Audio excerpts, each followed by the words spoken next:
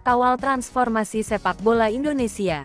Menteri Badan Usaha Milik Negara (BUMN) Erick Thohir menyebutkan Presiden FIFA Gianni Infantino akan menyambangi Indonesia pada tanggal 18 Oktober mendatang untuk bertemu dengan Presiden Joko Widodo, Jokowi, dalam rangka mengawal transformasi sepak bola nasional. Mantan Presiden Inter Milan tersebut mengatakan FIFA juga akan berkantor di Indonesia dalam memastikan proses transformasi sepak bola Indonesia dapat berjalan secara maksimal. Erick belum bisa memastikan lamanya FIFA berkantor di Indonesia.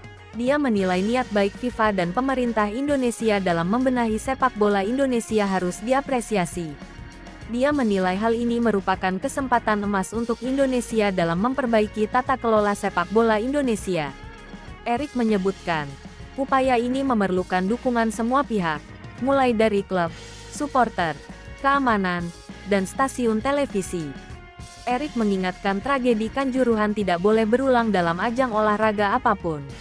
Oleh karena itu Indonesia harus petik pelajaran dari tragedi tersebut dan menjadikannya momentum perbaikan tata kelola sepak bola di negeri.